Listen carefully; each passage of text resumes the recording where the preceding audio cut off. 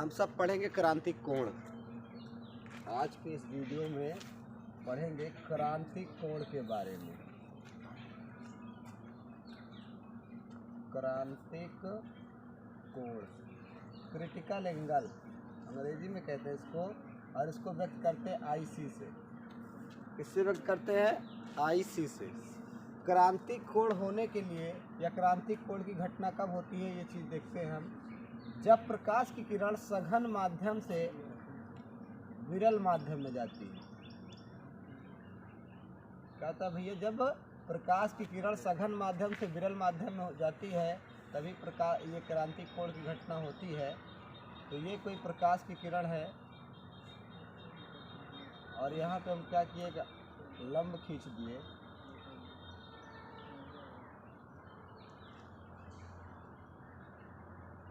ये लंब हो गया। तो प्रकाश की किरण जब सघन से विरल में जाती है तो क्या होता है भैया? अभिलंब से दूर हट जाती है। तो ये अभिलंब से दूर हट गई, है ना। ये है आपतन कोण, ये है अपवर्तन कोण। क्या है? आपतन कोण।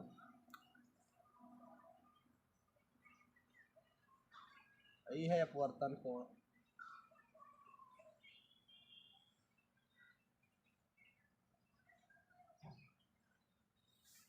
ये आपतन कोण है और ये हो गया अपवर्तन कोण आपका आर।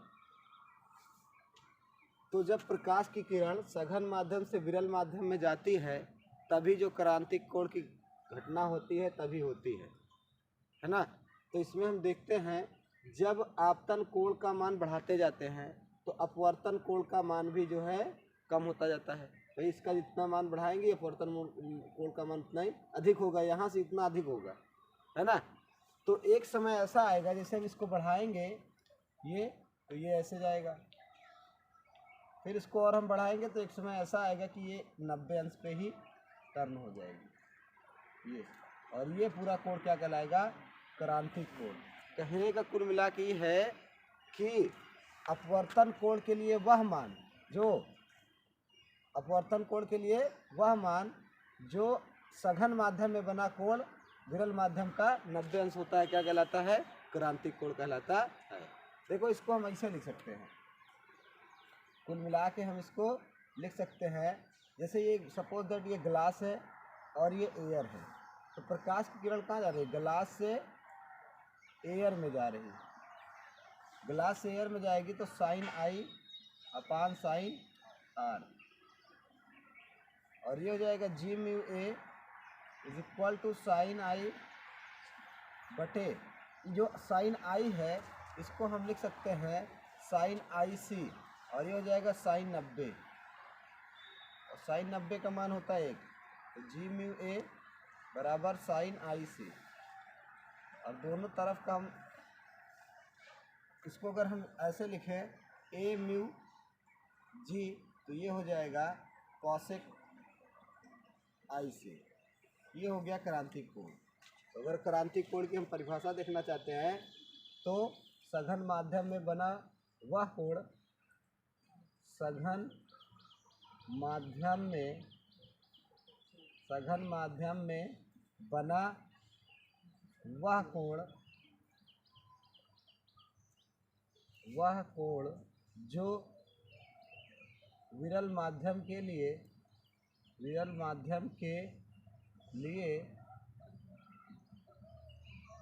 90 अंश होता है, क्रांतिक कोण कहलाता है। क्रांतिक कोण कहलाता है।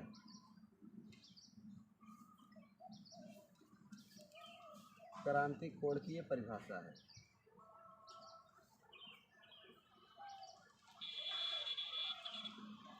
ये इसे आईसी से व्यक्त करते हैं।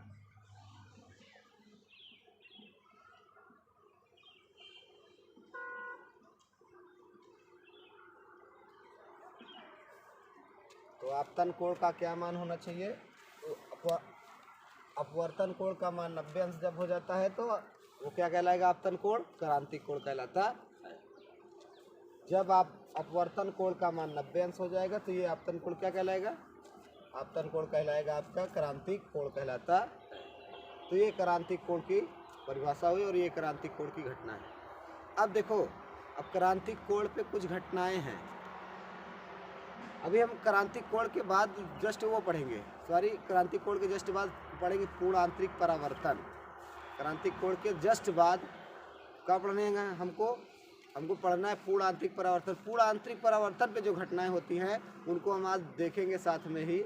और हम देखते हैं पूर्ण आंतरिक परावर्तन किसे कहते हैं, ये समझ में आया ना। इसके बाद हम तुमको बताएंगे भैया पूर्ण आंतरिक परावर्तन।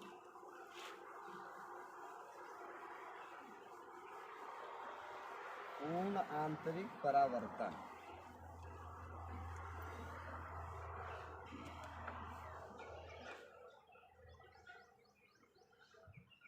पूर्ण आंतरिक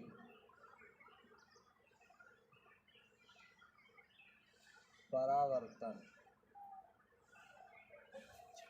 कहने का मतलब क्या हो गया, ये टोटल इंटरनल रिफ्लेक्शन। पूर्ण आंतरिक परावर्तन ये कब होता है, पूर्ण आंतरिक परावर्तन की घटना कब होती है, ये चीज़ देखते हैं हम। ये हो गया लंब, ये प्रकाश की किरण हम आपतित कराए, और ये क्या हो गया पूर्ण आंतरिक परावर्तन इसका हो गया। तो जब हम इसका मान और बढ़ाते जाएंगे, आपतन कोण का मान और बढ़ाते जाएंगे, तो एक समय ऐसा आएगा कि ये प्रकाश की जो किरण है वो सघन माध्यम से जब विरल माध्यम में जाती है तब ये घटनाएं होती है भैया।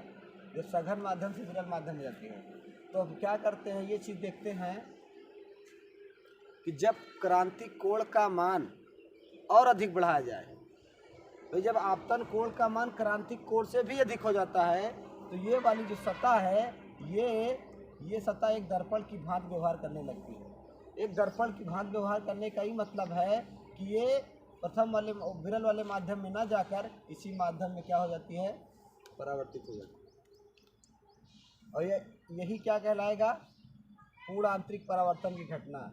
जब क्या हो इसका, जब आपतन कोण का मान, इसका मान, ये आपतन कोण है, आपतन कोण, जब आपतन कोण का मान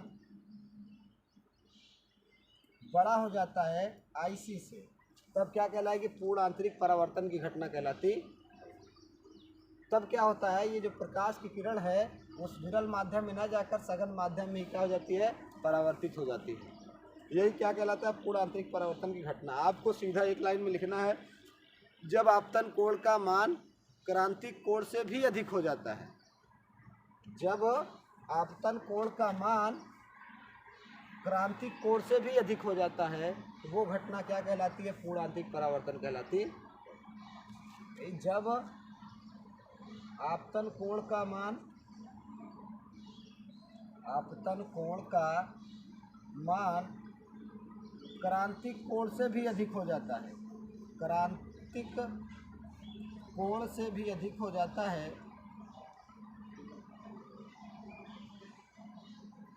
अधिक हो जाता है, तो वह घटना पूर्ण आंतरिक परावर्तन कहलाती है। पूर्ण आंतरिक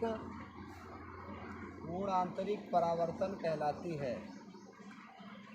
पूर्ण आंतरिक परावर्तन कहलाती है। ये हो गया पूर्ण आंतरिक परावर्तन, कि जब आपको कुछ नहीं करना, सिर्फ यही देखो, यही परिभाषा पर है। जब आपतन कोण का मान क्रांतिक कोण से भी अधिक हो जाता है, तब घटना क्या कहलाएगी, पूर्ण आंतरिक परावर्तन की घटना कहलाती। अब हम देखते हैं पूर्ण आंतरिक परावर्तन पर आधारित कुछ घटनाएं। पूर्ण आंतरिक परावर्तन पर आधारित कुछ घटनाएं,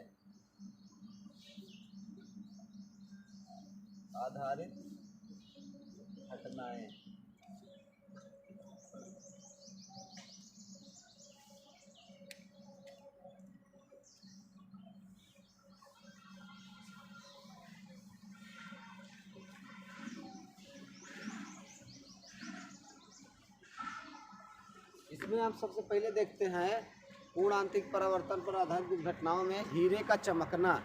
क्या देख लेते हैं? हीरे का चमकना। हीरे का चमकना भैया, हीरा चमकता कैसे है? सबसे पहले तो जान लेते हैं हीरे का जो पूर्ण आंतरिक परावर्तन की घटना है या जो हीरे का क्रांतिक कोण होता है। सबसे पहले हम जान लेते हैं कि हीरे का जो क्रांतिक कोण होता है वो होता है कुल मिला के IC इसका 24 अंश, बहुत ही कम होता है, 24 अंश होता है। और इसका जो अपवर्तनांक होता है म्यू, इसका जो अपवर्तनांक होता है 2.24 होता है, 4.2 होता है इसका जो अपवर्तनांक होता है हीरे का। तभी हीरा हीरा है। हीरा वैसे भी चमकता है, तरासा किस लिए जाता है? ताकि ये और अधिक चमके। हीरा जब तरासा नहीं रहता तब भी चमकता है, सिर्फ बात ये रहती है कि कम चमकता है। जब इसको तराश देते हैं विशेष कोणों पर, इसका क्रांतिक कोण का मान 24 अंश कर देते हैं तो और अधिक चमकता है। वो कैसे देखते हैं हम? ये सपोज दैट ये हो गया हीरा, डायमंड।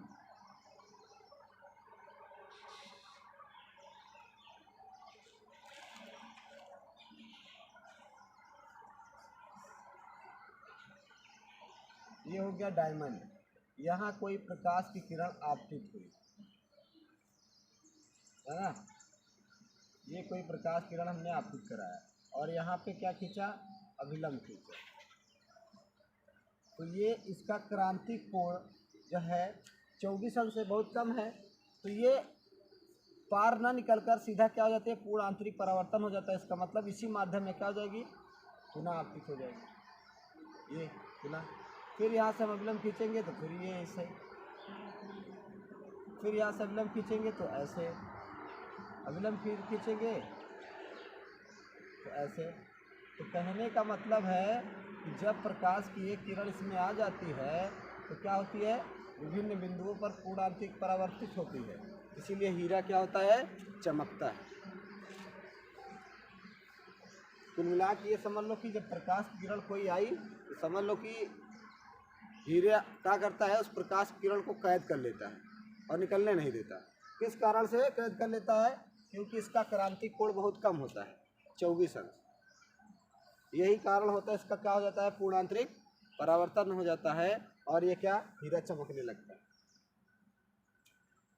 तो इस कारण से हीरा चमकता है। तो ये हो गया हीरे का चमकना। हीरे का जो क्रांतिक कोण होता है वो 24 अंश होता है और इसका जो अपवर्तनांक होता है वो होता है 2.42। अब हम देख लेते हैं मृग मरीचिका का बनना या मरीचिका की घटना देख लेते हैं। मरीचिका, मरीचिका का बनना। तो मरीचिका का बनना कैसे है? मृग मरीचिका का मतलब ये हुआ कि जैसे मृग देखता है, आई मरीचिका में आदमी है, कोई भी चीज़ है, वो देख लेता है कि क्या घटना हो रही है। सपोज दैट ये कोई डिज़र्ट है। क्या है? कोई डिज़र्ट मतलब रेगिस्तान है और यहाँ पे कोई पेड़ है। ये हुआ पेड़। तो क्या होता है कि आप सब जानते हो बालू जो होती है वो क्या होती है? ऊष्मा की सुचालक होती है। जितना मतलब अशोषक होती है उतना ज़्यादा उत्सर्जक होती है। तो धूप निकली तो क्या हुआ? यहाँ पे पूरा बालू है तो क्या हुआ? पूरा गर्म हो गया, सतह क्या हो गई? पूरी गर्म हो गई। और ऊपर क्या हो गया? ठंडा हो गया। तो ऊपर कैसा माध्यम बन गया? सघन माध्यम। और नीचे क्या बन गया? विरल माध्यम, है ना? अब देखो जो पूर्ण आंतरिक परावर्तन की घटना हो रही है वो क्या हो रही है? सघन से विरल में ही हो रही ना भाई। इसमें प्रकाश की किरण जब आई तो ये सघन हो गया हीरा, अब बाहर विरल हो गया, इसमें पूर्ण आंतरिक परावर्तन की घटना हो गई। तो ऐसे ये है, ऊपर भैया सघन हो जाएगा, नीचे विरल, क्योंकि नीचे पूरा वायु गर्म है, उसके जो पार्टिकल हैं वायु के कण वो दूर दूर हो जाएंगे। और ऊपर क्या हो जाएगा? सघन है तो पास पास होंगे, है ना? तो यहाँ से जो प्रकाश की किरण आ रही है ऐसे प्रकाश किरण आई और हमें अभिलंब खींचेंगे तो ये प्रकाश क्या करेगी, अभिलंब से दूर हट जाएगी। ऐसे हो जाएगा इसका, अभिलंब से क्या होती है, दूर हट जाती है, अभिलंब से दूर हट जाएगी। ये अभिलंब से दूर हटते हुए सपोज दैट यहाँ आएगी। जब यहाँ आएगी तो इसका पूर्ण आंतरिक परावर्तन हो जाएगा। क्या हो जाएगा, पूर्ण आंतरिक परावर्तन। तो ये सब प्रकाश की किरणें जो हैं, ऐसा लगता है जब इसका पूर्ण आंतरिक परावर्तन हो जाता है तो सब प्रकाश किरणें ऐसा लगता है कि यहाँ से आ रही है। और यहाँ पे है जब ये पूर्ण आंतरिक परावर्तन घटना हो जाएगी, कुल मिला के ये क्या हो जाएगा, ये दर्पण की भांति व्यवहार करेगा। कुल मिला के यही है, यहाँ है आँख, ये है आँख। तो क्या हुआ, यहाँ जब पूर्ण आंतरिक परावर्तन की घटना हो गई, ये सघन माध्यम से विरल माध्यम में प्रकाश किरण उसी माध्यम हो गई थी, दर्पण की भांति व्यवहार करेगा ना। ये सतह किसकी भांति व्यवहार करेगी, दर्पण की भांति। तो इसका जो प्रतिबिंब है, ये जो पेड़ है ना, इसका प्रतिबिंब बन जाता है यहाँ पे उल्टा। तो मृग हो या कोई भी चीज़ हो, उसको लगता है कि यहाँ पे क्या है, पानी है, तभी इसका प्रतिबिंब बन रहा है, जबकि ये इस कारण से हो रहा है, पूर्ण आंतरिक परावर्तन की घटना के कारण। इस सघन से विरल में गई तो विलंब से दूर हट जाएगी, अविलंब से दूर हटते हुए यहाँ आई तो ये सतह जो है इतनी गर्म है कि ये क्या हो जाती है, यहाँ पे क्या पूर्ण आंतरिक परावर्तन हो जाता है। तो जब पूर्ण आंतरिक परावर्तन हो जाता है तो यहाँ पे ये सतह क्या करने लगती है, दर्पण की भांति व्यवहार करने लगती है। जब ये दर्पण की भांति व्यवहार करने लगती है, वही इसका प्रतिबिंब यहाँ बनता है। तो लगता है लोगों को कि क्या हो रहा है, कि पानी है ना। ये मृग मरीचिका का बनना। और हाईवे पर पानी दिखाई देना, हाईवे पर पानी दिखाई देना।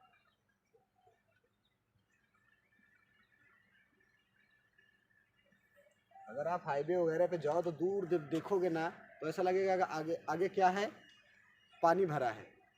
तो वो भी घटना किस पे होती है, इसी पे आधारित है, पूर्ण आंतरिक परावर्तन पर। हाईवे पे आपको लगेगा कि हाईवे पर पानी है, जबकि पानी नहीं है, वो क्या है, पूर्ण आंतरिक परावर्तन की घटना है। जब आप गर्मियों के दिनों में जाओगे, दूर देखोगे, हाईवे पे दूर देखोगे तो आपको लगेगा कि आगे बारिश हुई है शायद, बट ऐसा कुछ है नहीं, वो पूर्ण आंतरिक परावर्तन पर आधारित घटना होती है, पूर्ण आंतरिक परावर्तन पर आधारित घटना होती है।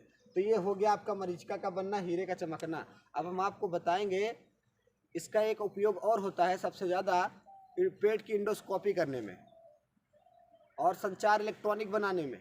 इसका पूर्ण आंतरिक परावर्तन पर घटना पर आधारित है। तो हम देख लेते हैं, उसको भी देख लेते हैं। पहले क्या हुआ करता था, जैसे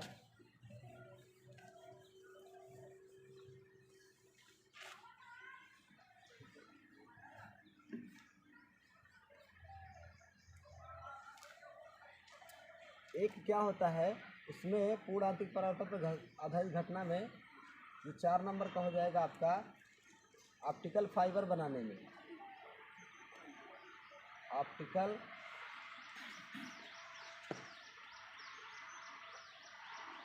फाइबर बनाने में।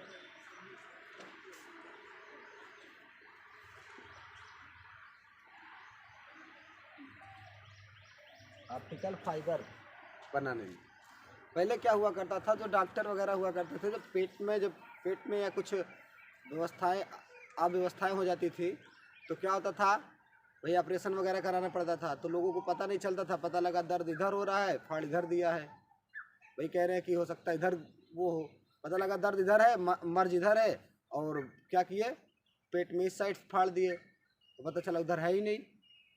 तो अब क्या हुआ, जब ऑप्टिकल फाइबर आया उसमें एक वेब कैमरा लगा होता है, उसको क्या किया जाता है, मुंह के द्वारा पेट में डाला जाता है और उसके माध्यम से क्या, प्रकाश को टेढ़े मेढ़े रास्तों पर गमन कराया जाता है। प्रकाश का टेढ़े मेढ़े रास्ते पर क्या करते हैं, गमन कराते हैं। तो उससे क्या होता है कि जो अंदर वेब कैमरा डालते हैं जिस पाइप के माध्यम से, उसमें एक वेब कैमरा लगा होता है और वो क्या करता है, स्क्रीन पे आपको दिखाता है फ़ोटो खींच के कि कहाँ पे आपके अव्यवस्था हुई है। तो डॉक्टर उस हिसाब से क्या करता है, ऑपरेशन कर देता है और ऑपरेशन सक्सेस हो जाता है। तो ये कैसे पाइप होती है, ये ऐसे क्या होता है, लचीला पाइप होता है,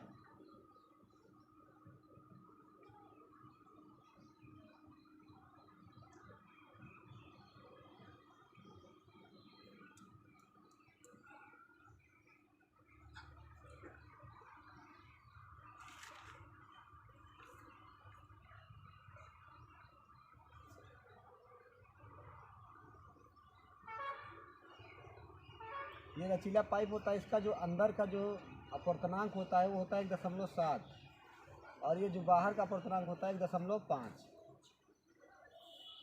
तो अंदर का अपवर्तनांक अधिक है तो अंदर क्या है, सघन है, और बाहर का अपवर्तनांक कम है तो क्या है, विरल है।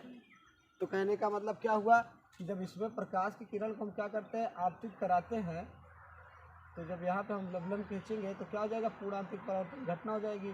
फिर लवलन खींचेंगे तो ये टेढ़े मेढ़े रास्तों पे ऐसे क्या करता है, प्रकाश जिग जैग लाइन करके क्या करता है, यहाँ पे कुल मिला के इसको प्रकाशिक तंतु चाहे समझ लो, प्रकाशिक तंतु भी कहते हैं, है ना, प्रकाशिक तंतु बनाने में। तो ये ऑप्टिकल फाइबर का ये होता है।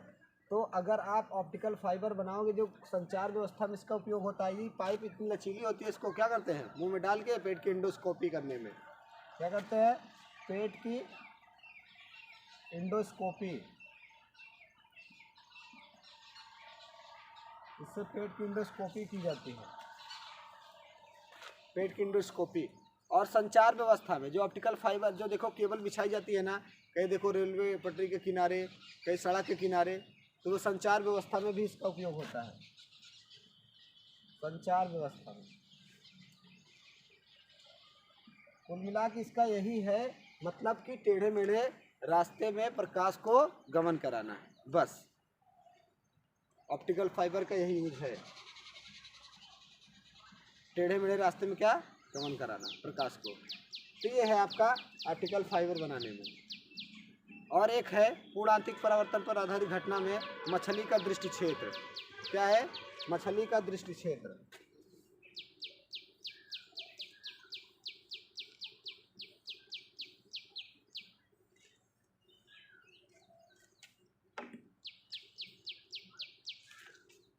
मछली का दृष्टि क्षेत्र, यहाँ पे जो जल का क्रांतिक कोण होता है, जल का क्रांतिक कोण होता है 49 डिग्री, अभी बताएंगे हम आपको। तो सपोज दैट क्या है ये भाई कोई जल, यहाँ पे कोई मछली है जल में, सपोज दैट एच गहराई पे है ना, एच गहराई पे कोई मछली यहाँ पे है।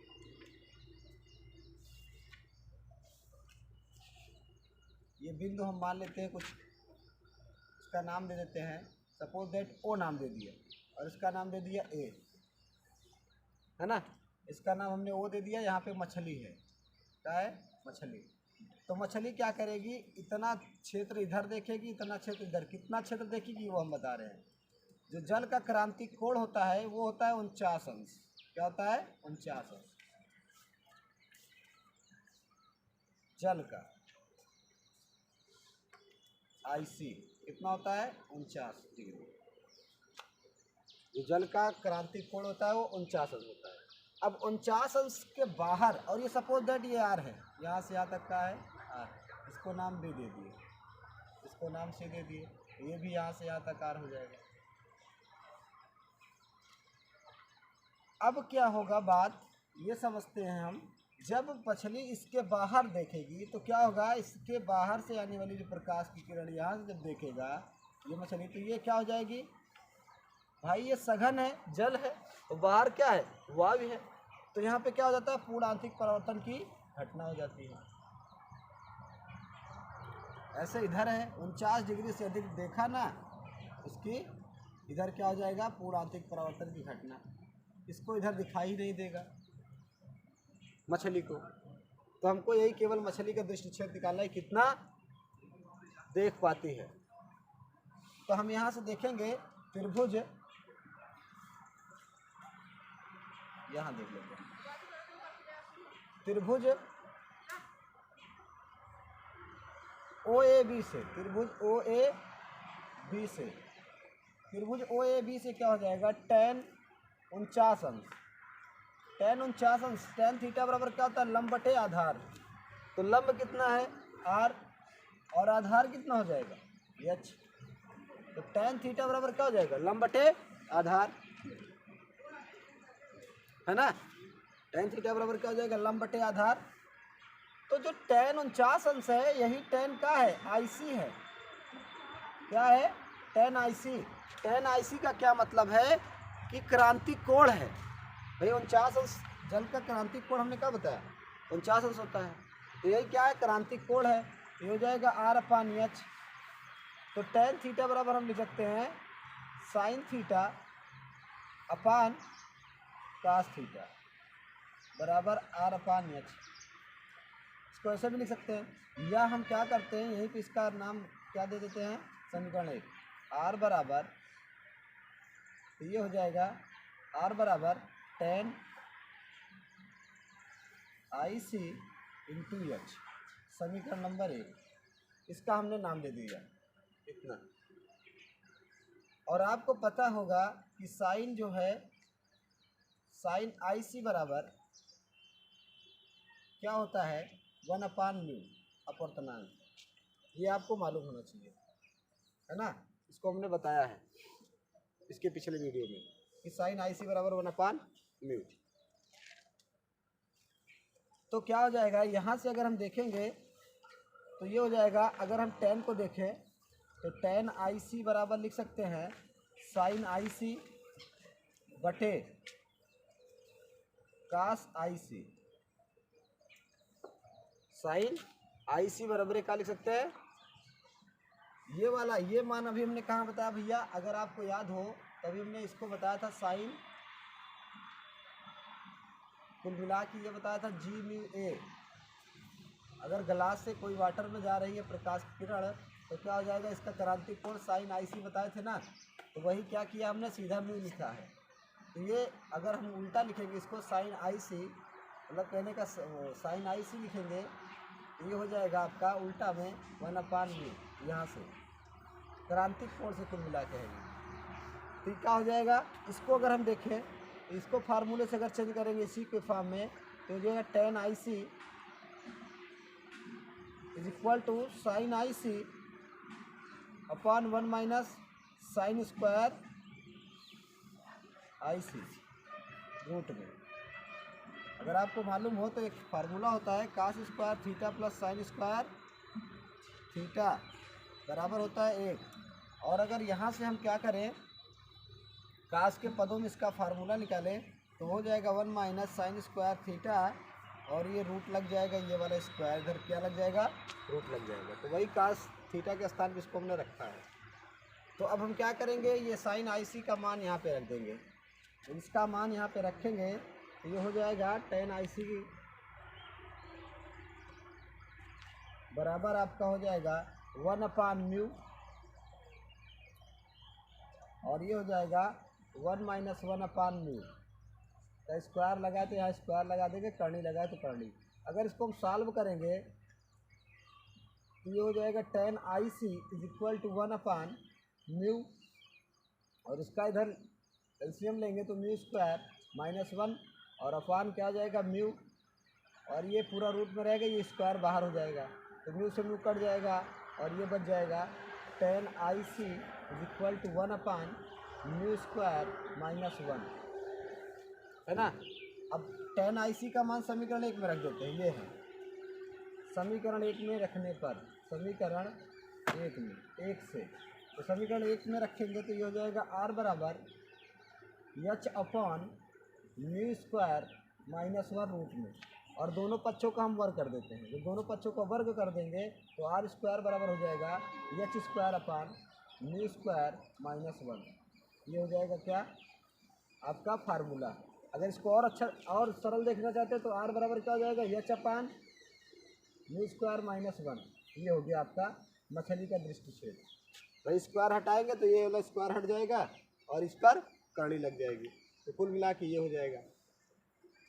या आप यहीं डायरेक्ट यहीं पे रख, यहीं पे छोड़ दिए होते, कोई दिक्कत नहीं थी, बातें वही है, कुल मिला के यही है। तो ये हो गया क्या, समीकरण 1 से आपका ये मान हो गया मछली का दृष्टि क्षेत्र, मतलब ये हो गया आपका क्या, R आ गया, है ना। अब ये यहाँ से यहाँ तक क्या हो जाएगा, इसका एरिया उसका एरिया क्या हो जाएगा, पाई आर स्क्वायर। भाई ये पूरा क्या हो गया, वृत्त बन गया यहाँ से यहाँ तक, ये एक वृत्त बन जा रहा है ना। तो ये क्या हो जाएगा, इसका क्षेत्र, इसका क्षेत्रफल तभी तो निकलेगा। तो ये त्रिज्या हो गई। अब हम इसी पे क्या करते हैं, अप्लाई कर देते हैं। तो इसका क्षेत्रफल जो हो जाएगा पाई आर स्क्वायर। तो पाई आर स्क्वायर जो क्षेत्रफल हो जाएगा, तो क्या करते हैं, इसी पर रख देते हैं आर का मान। जब आर का मान इस पर रखेंगे तो ये हो जाएगा पाई, एरिया ए से लिख देते हैं, और ये पाई हो गया, आर का आर स्क्वायर का मान तो यही हो जाएगा H square upon mu square -1, ये हो गया। तो कुल मिला के क्षेत्रफल जो हो जाएगा pi H square upon mu square -1, ये हो गया क्या इसका क्षेत्रफल। तो ये मछली का दृष्टि क्षेत्रफल है कि मछली कितना क्षेत्रफल देख सकती है, और ये पूर्णांतिक परावर्तन पर आधारित कुछ घटनाएं थी। यहाँ कुछ करना नहीं है, यहाँ पे आपको tan IC का फॉर्म में जो है इसको साइन के पदों में व्यक्त करना है बस। इसलिए व्यक्त कर रहे हैं कि आर का मान आ जाए, क्योंकि ये जो मछली का क्षेत्रफल है वो पाई आर स्क्वायर हो जाएगा, ये एक वृत्त बन जाता है, तो ये मछली का दृष्टि क्षेत्र आ जाता है। तो आज के लिए इतना ही।